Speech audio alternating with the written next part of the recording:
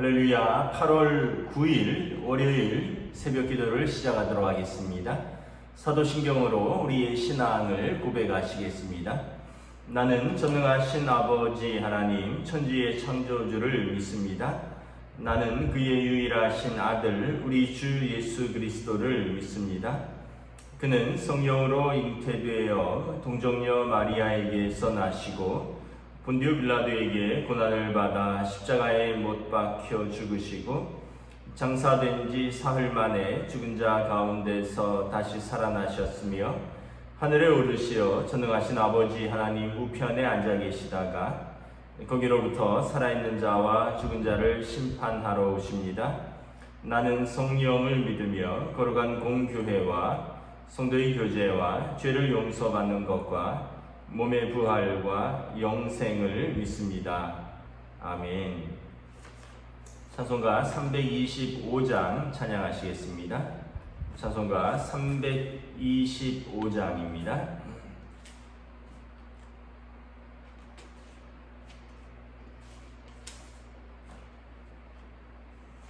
찬송가 325장입니다.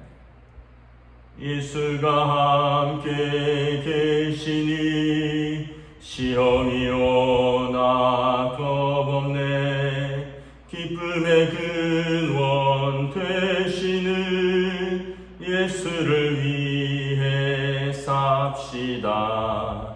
날마다 주를 섬기며 언제나 주를 기리고 그 사랑 안에 살면서 딴 길로 가지 맙시다.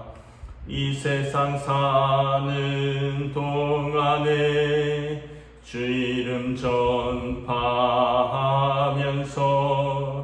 무한한 복락 주시는 예수를 위해 삽시다. 날마다 주를 섬기며 언제나 주를 기리고 그 사랑 안에 살면서 딴 길로 가지 맙시다. 이 세상 친구 없어도 예수는 나의 친구니 불의한 일을 버리고 예수를 위해 삽시다. 날마다 주를 섬기며 언제나 주를 기리고 그 사랑 안에 살면서 딴 길로 가지 맙시다. 주께서 심판하실 때 잘했다 칭찬하리니 이러한 상급 받도록 예수를 위해 삽시다. 날마다 주를 섬기며 언제나 주를 기리고 그 사랑 안에 살면서 딴 길로 가지 맙시다. 아멘. 오늘 우리 주신 하나님 말씀은 구약성경 사사기 3장 1절부터 마지막 절까지 말씀입니다. 구약성경 사사기 3장 1절부터 31절 마지막 절까지 말씀입니다. 주일날 그리고 월요일날 본문 이틀치 본문을 같이 함으로 양이 조금 많습니다. 사사기 3장 1절부터 마지막 절입니다. 여호와께서 가나안의 모든 전쟁들을 알지 못한 이스라엘을 시험하려 하심에 이스라엘 자손의 세대 중에 아직 전쟁을 알지 못하는 자들에게 그것을 가르쳐 알게 하려 하사 남겨두신 이방 민족들은 블레셋의 5 군주들과 모든 가나안 족속과 시돈 족속과 바알 헤르몬 산에서부터 하맛 입구까지 레바논 산에 거주하는 히위 족속이라 남겨두신 이 이방 민족들로 이스라엘을 시험하사 여호와께서 모세를 통하여 그들의 조상들에게 이르신 명령들을 순종하는지 알고자 하셨더라. 그러므로 이스라엘 자손은 가나안 족속과 헷 족속과 아모리 족속과 브리스 족속과 히위 족속과 여부스 족속 가운데에 거주하면서 그들의 딸들을 맞아 아내로 삼으며 자기 딸들을 그들의 아들들에게 주고 또 그들의 신들을 섬겼더라. 이스라엘 자손이 여호와의 목전에 악을 행하여 자기들의 하나님 여호와를 잊어버리고 바알들과 아세라 신들을 섬겼더라. 여호와께서 이스라엘에게 진노하사 그들을 메소보다미아 왕 구산 리사다임의 손에 파셨으므로 이스라엘 자손이 구산 리사다임을 8년 동안 섬겼더니 이스라엘 자손이 여호와께 부르짖음에 여호와께서 이스라엘 자손을 위하여 한 구원자를 세워 그들을 구원하게 하시니 그는 곧 갈렙의 아우 그나스의 아들 온니엘이라. 여호와의 영이 그에게 임하셨으므로 그가 이스라엘의 사사가 되어 나가서 싸울 때에 여호와께서 메소보다미아 왕 구산 리사다임을 그의 손에서 넘겨주심에 온니엘의 손이 구산 리사다임을 이기니라. 그 땅이 평온한 지 40년에 그나스의 아들 온니엘이 죽었더라. 이스라엘 자손이 또 여호와의 목전에 악을 행하니라. 이스라엘 자손이 여호와의 목전에 악을 행함으로 여호와께서 모압 왕 에글론을 강성하게 하사 그들을 대적하게 하심에 에글론이 암몬과 아말렉 족속들을 자손들을 모아 가지고 와서 이스라엘을 쳐서 종려나무 성읍을 점령한지라. 이에 이스라엘 자손이 모압 왕 에글론을 18해 동안 섬기니라. 이스라엘 자손이 여호와께 부르짖음에 여호와께서 그들을 위하여 한 구원자를 세우셨으니 그는 곧 베냐민 사람 게리아의 아들 왼손잡이 에웃이라.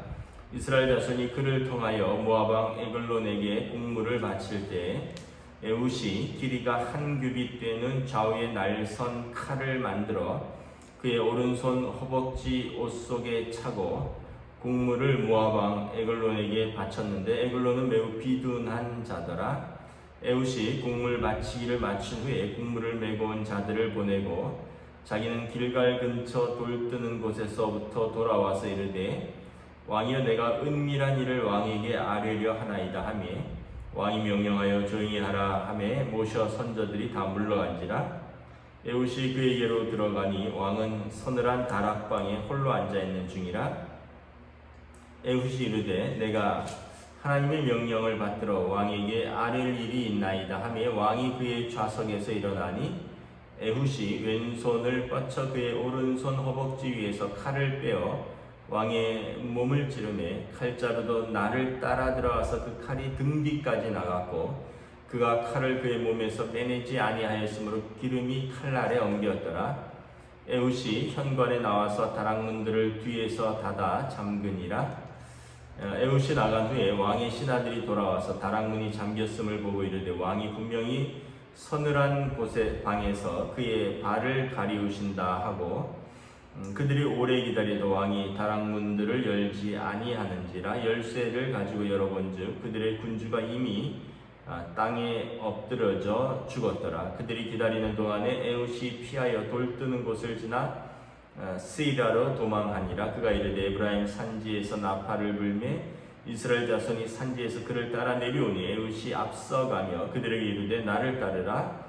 여호와께서 너희의 원수들인 모압을 너희 손에 넘겨주셨느니라 하며 무리가 에훗을 따라 내려가 모압 맞은편 요단강 나무를 장악하여 한 사람도 건너지 못하게 하였고 그때 모압 사람 약 10,000명을 죽였으니 모두 장사여 모두 용사라. 한 사람도 도망하지 못하였더라. 그날에 모압이 이스라엘 수하에 굴복하며 그 땅이 80년 동안 평온하였더라. 에훗 후에는 아낫의 아들 삼갈이 있어 소모는 막대기로 블레셋 사람 600명을 죽였고 그도 이스라엘을 구원하였더라. 아멘. 할렐루야. 새로운 한 주 또 새로운 하루가 시작되었습니다.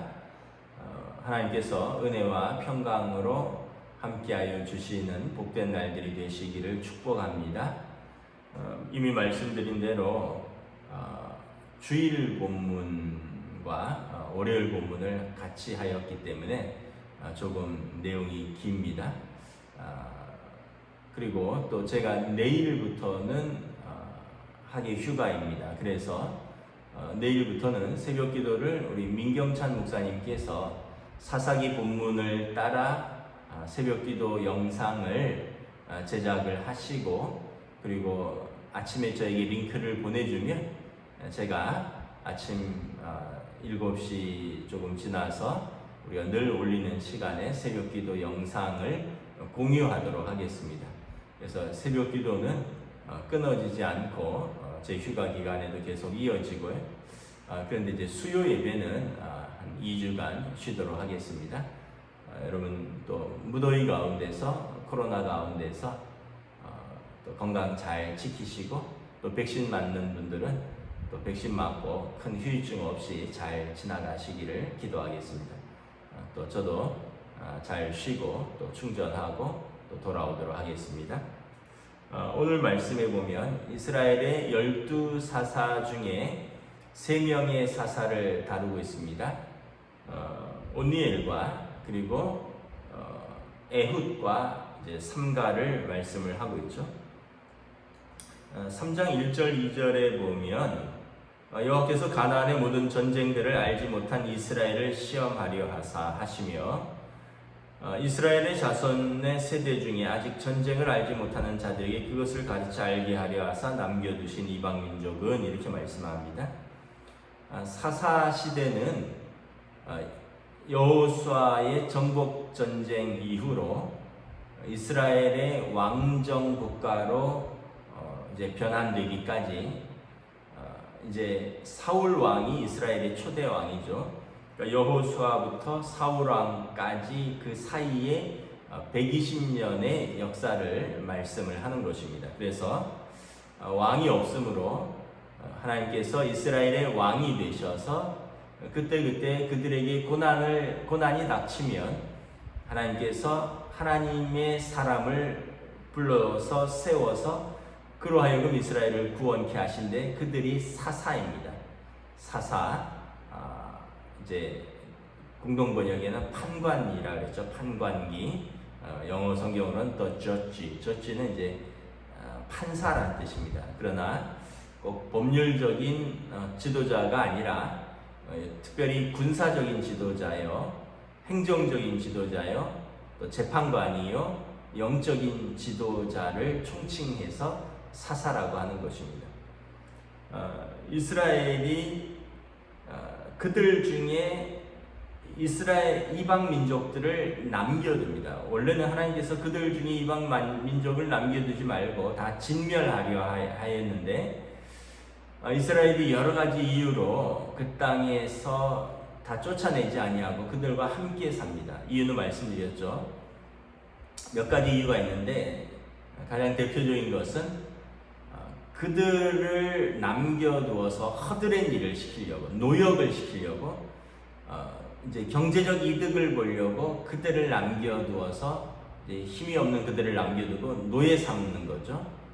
두 번째는 힘이 부족하여서 그들을 완전히 쫓아내지 않고 끝까지 싸우지 않고 그냥 타협해서 같이 살자, 그렇게 된 것입니다. 그런데 3장 1절 2절에 보면 그들이 남겨두었지만 하나님께서 남겨둔 그들을 통하여 시험하십니다. 이스라엘이 모세에게 그리고 여호수아에게 명령한 대로 온전히 하나님만을 섬기는가 그렇지 않은가를 시험합니다. 근데 어떻게 되었습니까? 4절에 보면 남겨두신 이방 민족들로 이스라엘을 시험하사 여호와께서 모세를 통하여 그들의 조상들에게 이르신 명령들을 순종하는지 알고자 하셨더라. 그런데 그들은 6절에 보면 가나안 7 족속들과 함께 살면서 서로 혼인을 합니다. 6절에 그들의 딸들을 맞아 아내로 삼으며 자기 딸들을 그들의 아들에게 주고 또 그들의 신들을 섬겼더라. 이제 이스라엘은 이제 선민이죠. 하나님이 택하신 민족이기 때문에 하나님이 부르신 민족이기 때문에 이방 민족들과 이제 합하면 필연적으로 그들과 문화가 섞이고 피가 섞이고 그들과 종교가 섞이게 될 위험성이 있는 것입니다. 여러분 생각해 보십시오. 결혼을 하면 상대방의 문화를 같이 가져오는 거죠.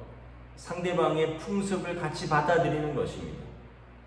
그렇지 않으면 어떻게 되겠어요? 맨날 싸워야 되죠. 아내를 맞았는데, 오늘 본문에 보면 사위를, 아들을, 남편을 맞았는데 그들의 문화를 존중해 주지 않으면 가정에 평안한 날이 없겠죠. 그러다 보니까 타협하게 되고 결국은 그들의 문화와 풍습만이 아니라 그들의 신들도 인정하게 되고 나아가서 그들의 신들을 섬기게 되는 것입니다. 여러분 생각해 보세요. 예를 들어서 아버지가 이방 신을 섬긴다. 그 이방 남자를 맞아들인 것입니다. 그러면 거기서 태어난 자녀는 엄마는 신앙을 지킨다 할지라도 이제 거기서 태어난 자녀는 아버지를 따라갈 수 있는 거죠.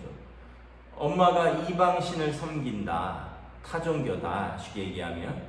그럼 아버지는 본래 본가에서부터 하나님을 섬겨서 자신은 신앙을 지킨다 할지라도 부인을 함께 신앙생활을 하지 못하면 그 자녀가 나중에 엄마의 영향을 받아서 또 타종교를 섬기게 되는 거죠. 결과적으로 이스라엘이 하나님 목전에서 7절에 보면 악을 행하여 자기들의 하나님 여호와를 잊어버리고 바알들과 아세라 신들을 섬긴지라. 필연적인 것입니다. 우리가 현대 사회에서 결혼을 하는 데 있어서 이제 어떤 면에서 보면 믿는 가정끼리 결혼하면 좋지만 또 반드시 그렇게 하기는 또 어려울 수도 있습니다. 왜냐하면 기독교가 20%밖에 안 되니까 20%밖에 안 되면 나머지 80% 배우자를 포기할 수는 없으니까.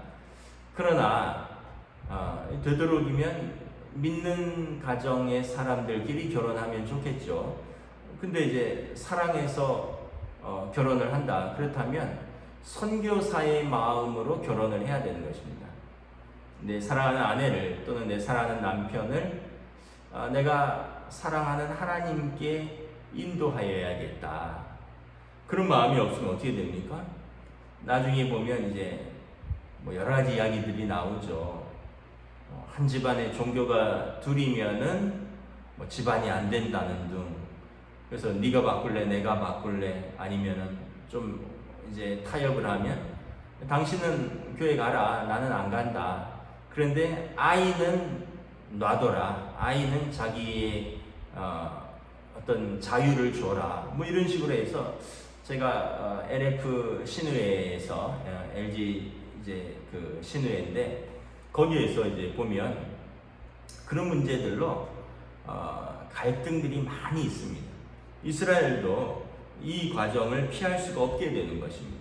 결과적으로 그들이 이방신을 섬기고 8절에 보면 하나님께서 이스라엘 위에 진노하사 메소보다미아 왕 부사리사다임의 손에 파셔서 그들이 8년 동안 이방 왕을 섬깁니다. 하나님을 버리니 그들이 이방 왕을 섬기게 되는 것입니다. 그리고 이스라엘이 9절에 보면 하나님께 부르짖으며 여호와께서 이스라엘 자손을 위하여 한 구원자를 세워 그들을 구원하게 하셨는데 이가 첫 번째 사사 온니엘입니다. 온니엘은 이미 나왔죠. 유다지파 갈렙의 사위입니다. 갈렙의 딸 악사와 결혼하였죠.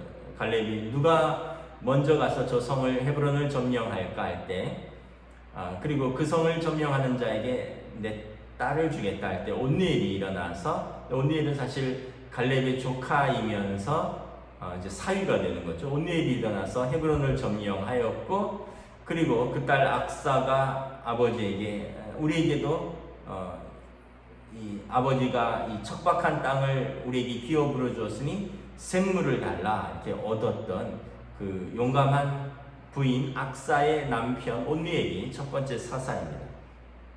그리고 10절에 보면 여호와의 영이 그에게 임하셔서 이스라엘의 사사가 되어 그가 메소포타미아 왕 구산 리사다임을 이기고 그리고 그 땅이 온니엘이 사는 날 동안 40년 동안 평안하였다. 이것이 이제 첫 번째 사사 온니엘의 이야기입니다. 그리고 12절에 보면 또 반복합니다. 사사기에 반복되는 패턴이 있다 그랬죠. 그들이 우상을 섬기고 하나님을 떠나서 악을 행하면 하나님이 사람 채찍과 인생 막대기 이방 나라를 통해서 징계하시고 그들이 고통 속에서 부르짖으면 하나님께서 하나님의 자녀들을 불쌍히 여겨서 사사를 세웁니다. 이게 반복되는 것입니다. 이제 온니엘이 죽고 평안하니까 그들이 또 여호와의 목전에 악을 행합니다. 그래서 하나님께서 이번에는 모압 왕 에글론을 강성하게 하십니다. 그리고 모압 왕이 암몬과 아말렉 자손을 요단 오른 동편에 있는 나라들입니다. 지금 요르단이죠. 이쪽의 나라들이 연합하여서 이스라엘을 쳐서 종려나무 성읍을 점령한지라. 종려나무 성읍은 여리고죠. 아주 가장 오래된 도시 중에 하나입니다. 이스라엘의 이제 이 예루살렘으로 가는 길목의 중요한 성읍입니다. 그리고 이스라엘 자손이 모압 왕 에글론을 18해 동안 섬기니라. 8절에 보면 그들이 메소포타미아 왕 구산 리사다임을 8년 동안 섬겼는데 이번에는 모압 왕 에글론을 18해 동안 섬깁니다. 그만큼 고통의 기간이 늘어났다는 것은 그들의 죄악이 크다는 뜻입니다. 여기서 그 왕을 섬겼다는 것은 조공을 바쳤다는 것을 의미합니다. 이제 나라들이 고대 세계에서 전쟁에서 지면 군신의 관계를 취하죠. 군신의 관계를 취하고 매년 필요할 때 조공을 바치는 거죠. 귀한 특산품이라든가 때로는 사람도 바치고 우리나라가 조선시대 때 중국과의 관계에서 군신의 관계였죠. 그래서 병자호란이라든가 이럴 때 보면 엄청난 조공을 바치는 거죠. 그런 이제 고통 속에서 이스라엘 자손이 15절에 보면 또 하나님께 부르짖습니다. 그래서 하나님께서 한 구원자를 세우는데 이번에는 베냐민 사람 게라의 아들 왼손잡이 에훗을 세웁니다. 근데 에훗은 특징이 있습니다. 왼손잡이 에훗입니다. 왼손잡이 에훗이라는 표현은 그 고대 세계에서 사람들은 이제 이 왼손잡이라는 표현을 쓸 때 오른손에 장애가 있는 사람이다 이런 의미가 있습니다. 그러니까 오른손에 장애가 있어서 필연적으로 왼손을 쓸 수밖에 없는 사람입니다. 원래는 왼손이 아니었던 것 같습니다. 또 이 베냐민 사람이라는 의미가 있는데 베냐민이란 뜻은 우리가 잘 아는 야곱의 12번째 아들이죠. 요셉의 동생 12번째 아들인데 베냐민이란 뜻이 오른손의 아들이란 뜻입니다. 오른손의 남자. 그러니까 오른손은 힘을 상징하는 것입니다. 그러니까 베냐민은 오른손을 특별히 잘 쓰는 오른손의 남자인데 그 지파에서 오른손에 장애가 있어서 필연적으로 왼손을 쓸 수밖에 없는 사람이라는 것입니다. 다시 말하면 이 사람은 장애를 극복한 사람 또는 다시 한편으로는 장애인이라는 뜻입니다. 그런데 에훗이 이스라엘의 사사가 됩니다. 오늘 본문에 보면 에훗이 길이가 한 규빗 되는 한 50cm 정도 되는 좌우의 날카로운 칼을 그의 오른쪽 허벅지에 숨기고 오른손에 장애가 있는 사람이 왼쪽에 칼을 차지 않고 오른쪽 옷 속에 숨기니까 이제 사람들이 볼 때 무기가 없는 것이 되는 거죠. 왜냐하면 오른손 장애가 있는 사람이 오른쪽에 칼을 찼을 리는 없고 그래서 왼쪽을 보는데 왼쪽 손이 괜찮은데 왼쪽에 칼을 숨기지 않았다는 거죠. 그리고 오른쪽에 칼을 숨기고 모압 왕 에글론에게 나아갔는데 곡물을 바치러 나아갈 때 에글론은 매우 비둔한 자라 몸집도 비둔하고 아마 굉장히 좀 우둔했던 사람인 것 같습니다. 18절에 보면 에훗이 곡물 바치기를 마친 후에 곡물을 메고 온 자들을 보내고 정기적으로 곡물을 바치는 거죠. 자기는 따로 조용히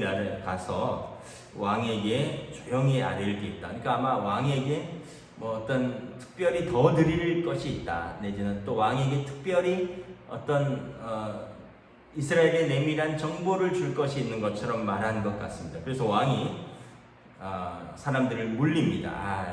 저 사람 오른손을 쓸 수 없는 장애인이 나같이 등치가 큰 사람에게 어떤 위해를 가할 사람이 되겠느냐, 이렇게 해서 물리고, 그리고 조용히 무슨 이야기인지 또 무엇을 더 주려는가 기대했는데 20절에 보면 에훗이 단둘이 남게 되니까 하나님의 명령으로 왕에게 아뢰를 일을 있다. 내가 만군의 하나님의 이름으로 왕에게 말씀드리겠다. 그랬더니 이제 깜짝 놀라서 일어날 때 에훗이 왼손을 뻗쳐 오른손 허벅지에서 이 단도죠, 한 50규빗, 한 규빗 50cm 정도 되는 칼을 뻗어서 왕의 몸을 찌릅니다. 그리고 얼마나 깊이 찔렀는지 칼자루까지 들어가서 박힐 정도로, 그리고 이 날이 등 뒤로 나갔는데 너무 깊이 박혀서 뺄 수도 없고, 그래서 놔두었더니 이제 칼날에 피와 기름이 엉긴 아주 비참한 상태로 죽게 되는 것입니다. 그리고 에훗이 나와서 현관문을 안에서 밖에서 잠그고 이제 갑니다. 24절에 보면 에훗이 나간 후에 왕의 신하들이 들어와서 다락문이 잠겼음을 보고 이르되 왕이 분명히 서늘한 방에서 그의 발을 가리운다. 발을 가리운다라는 표현은 이제 용변을 본다라는 그런 은유적 표현입니다. 발을 가리운다. 그러니까 이제 용변을 혼자 보는 거죠. 그러니까 이제 왕이 혼자 있는 동안 좀 시간을 뒀는데 오래 기다려도 왕이 나오지 아니하므로 열쇠를 가지고 와서 열어보니 그들의 군주가 이미 땅에 엎드려져 죽었느니라. 그래서 에훗을 쫓아가는데 에훗이 이미 약속한 자신의 군사들을 이제 모아서 28절에 보면 모압을 이제 맞서서 싸웁니다. 그리고 에훗이 여리고에서 이제 우리가 잘 아는 대로 요단강을 건너면 첫 번째 성이 여리고 성이잖아요. 정복 전쟁을 할 때 요단강이 국경입니다. 요단강을 건너지 못하러 요단강 나루터를 장악하고 요단강에서 이제 배수진을 치고 한 사람도 못 가게 모압의 군사들과 맞서 싸웁니다. 29절에 보면 약 10,000명을 죽였으니 모두 장사요 모두 용사라, 한 사람도 도망하지 못하였더라. 이렇게 해서 에훗이 두 번째 사사인데 왼손잡이 사사가 되는 것입니다. 다시 말하면 하나님께서 연약한 사람, 그러나 하나님을 경외하는 사람을 들어서 이스라엘의 사사로 쓰시고 또 그를 통하여 이스라엘을 구원하시는 것입니다. 또 반복되죠. 30절에 에훗이 사는 날 동안에 그 땅이 8년 동안 평온하고, 31절에 보면 에훗 이후에는 아낫의 아들 삼갈이 사사가 되는데 그는 어떤 사람이냐면 소몰이 목동입니다. 소모는 막대기로 블레셋 사람 600명을 쳐 죽이고 이스라엘을 구원합니다. 블레셋은 이제 이스라엘의 남서부 지방 해안가에 사는 족속인데 우리가 잘 아는 다윗 왕과 싸웠던 골리앗의 부족이죠.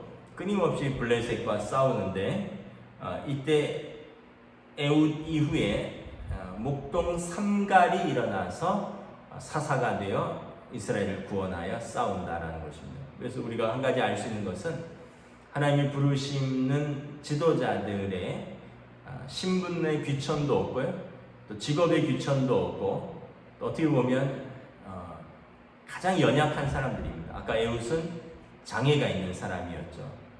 왼손밖에 쓸 수 없는 사람이었습니다. 삼갈은 어떤 면에서 보면 좀 비천한 직업이었죠. 목동, 뜨내기, 떠돌이였습니다. 그러나 하나님께서 이런 장애가 있는 사람 또는 이렇게 그들이 생각할 때 비천한 직업의 사람을 통하여 하나님께서 그들을 존귀하게 쓰시고, 그들은 하나님을 경외하는 자였고 하나님께서 하나님을 경외하는 자들을 존귀히 사용하셔서 이스라엘을 구원하신다라는 것입니다. 말씀을 마치도록 하겠습니다.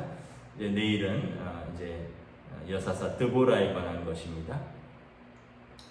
우리의 삶에서 하나님이 기회를 주실 때 하나님 앞에서 믿음으로 살아야 할 것입니다. 우리가 믿음을 저버리며 우리가 하나님을 저버리는 것이죠. 하나님을 저버리고 믿음을 저버리면 하나님께서 우리를 사랑하시기 때문에 또 우리에게 고난이 오는 것입니다. 우리를 돌이켜서라도 하나님 자녀 삼으시려는 하나님의 사랑의 징계가 되는 것입니다. 저와 여러분들이 오늘도 믿음으로 살고 또 우리가 사사들처럼 우리의 어떠한 형편과 어떠한 처지든지 하나님을 경외할 때 하나님께서 하나님을 경외하는 그 사람들을 하나님의 사람으로 쓰시는 것입니다. 기도하겠습니다.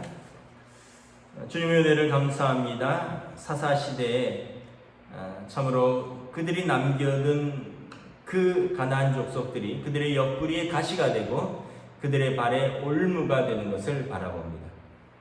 하나님은 그들이 남겨둔 그들을 통하여 이스라엘을 시험하고 이스라엘은 그들과 타협하고 이방 신들에게 절하며 하나님을 떠날 때 또 하나님의 징계가 있고 징계를 통해서 그들이 부르짖으면 하나님의 사람을 세워서 이스라엘을 또한 구원하십니다. 그리하여 12명의 사사들이 120년 동안 활동하는데 첫 번째 사사 온니엘, 두 번째 사사 에훗, 세 번째 사사 삼가를 봅니다.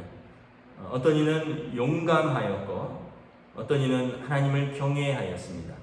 그러나 그들 중에 어떤 이는 또한 장애가 있었고 또 어떤 이들은 흔히 말하는 변변치 못한 직업이었습니다. 그러나 하나님께서 하나님을 경외하는 믿음의 사람들을 통하여 존귀 여기고 이스라엘의 지도자로 세워서 하나님 앞에서 사용하시는 것을 바라봅니다. 오늘 우리들도 믿음으로 살고 어떠한 형편에서든지 하나님을 경외하고 또 하나님 앞에서 살아가는 귀한 시간들로 인도하여 주시옵소서. 감사를 드리오며 우리 주 예수 그리스도의 이름으로 기도드리옵나이다. 아멘. 하늘에 계신 우리 아버지, 아버지의 이름을 거룩하게 하시며 아버지의 나라가 오게 하시며 아버지의 뜻이 하늘에서와 같이 땅에서도 이루어지게 하소서. 오늘 우리에게 일용할 양식을 주시고 우리가 우리에게 잘못한 사람을 용서하여 준 것 같이 우리 죄를 용서하여 주시고 우리를 시험에 빠지지 않게 하시고 악에서 구하소서. 나라와 권능과 영광이 영원히 아버지의 것입니다. 아멘.